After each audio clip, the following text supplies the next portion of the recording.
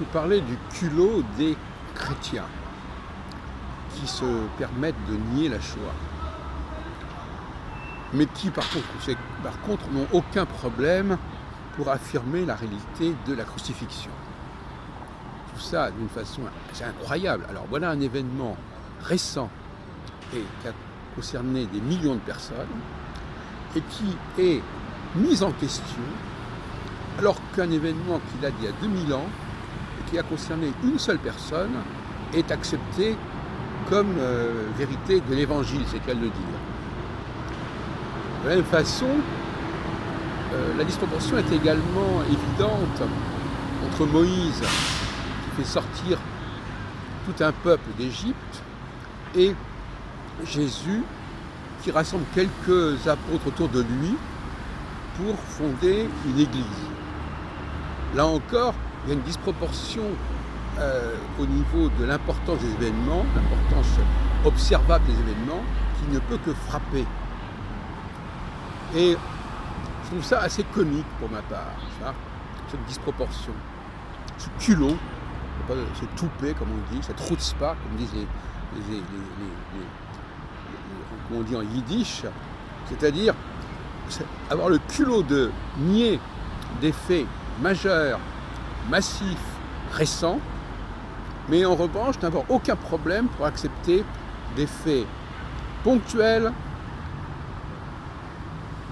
limités dans le temps, limités à une seule personne, et on nous dit « Ah, mais il n'y a pas de preuve de la valeur de l'existence de la Shoah, il n'y a pas de preuve que le procès de Nuremberg soit fondé sur des faits, mais en revanche, il n'y a aucun problème pour accepter Jésus. » Donc finalement, ce qui est assez amusant, c'est quand des gens qui sont sur le plan religieux se mettent à débattre des questions qui sont d'ordre historique et sociologique. Alors, ils mettent ça sur le même plan, et ça devient complètement ridicule. Et je voulais le rappeler. Tu vois. Alors, bon, je sais qu'il y a eu, on peut parler parfois d'un Shoah business, ou ce qu'on voudra, d'une utilisation extrême d'un événement, mais un événement qui malgré tout est encore récent et qui ne pose pas de problème fondamental. Les documents sont là, les lieux sont là, les lieux, bon, ça, on peut discuter de telles choses, et puis les statistiques sont là aussi, c'est-à-dire qu'à savoir qu'il y a des statistiques qui montrent qu'avant la guerre il y avait tant de juifs, et après la guerre il y avait tant de juifs, et qu'entre les deux il y a quand même pas mal de millions de différences quand on fait la soustraction. Donc je me demande s'il n'y a pas quelque chose de satanique dans cette façon de raisonner, et alors on nous parle de victimisation. Alors, parce que Jésus, lui, il n'est pas dans la victimisation. Les chrétiens ne sont pas dans la victimisation. Ils sont victimes de la méchanceté des Juifs, n'est-ce pas, d'après ce qu'ils disent, n'est-ce pas? Mais par contre, les Juifs ne sauraient être victimes de la méchanceté des chrétiens, parce que finalement, tous ces Allemands étaient de bons chrétiens, qu'ils soient protestants ou catholiques, hein. Tous ces Allemands qui ont exterminé des millions de Juifs, qui d'ailleurs n'étaient pas en général allemands, mais qui étaient plutôt polonais ou ukrainiens, qui parlaient des langues slaves. Et voilà, donc finalement, au lieu d'accepter une espèce de...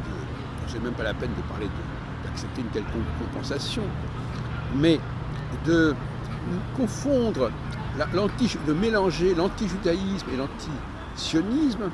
Alors l'antijudaïsme, fondé sur la crucifixion, lui, il n'y a aucun problème pour affirmer son existence. Cette crucifixion, elle a absolument existé. Par contre, l'antisionisme, l'antisémitisme, plus exactement, là, on peut se permettre de nier des trucs absolument énormes et sans aucun problème et sans aucun scrupule. Et je trouve ça assez étonnant. Et parfois, je me dirais que je n'ai pas envie d'être dans la peau d'un chrétien qui débite de telles âneries. Bon. Et effectivement, maintenant, l'interprétation de la Shoah reste une question qui se pose. J'en ai déjà parlé à plusieurs reprises. Certains diront... Alors c'est amusant parce qu'il y a les mêmes qui disent que la Shoah n'a pas existé et qui en même temps disent que la Shoah n'a existé que parce que les Juifs avaient fauté. Alors il faudrait savoir... Alors, finalement, ils tiennent les deux discours à la fois. Je pense à mon ami Valentin, quand ça l'arrange, il dit, mais oui, vous savez, il y a des rabbins qui disent que la Shoah, elle a été liée aux fautes des Juifs, et en même temps, ils disent que la Shoah n'a pas existé et qu'il n'y a pas eu tous ces Juifs qui sont morts. Voilà le genre de plaisanterie dont on nous abreuve. Voilà.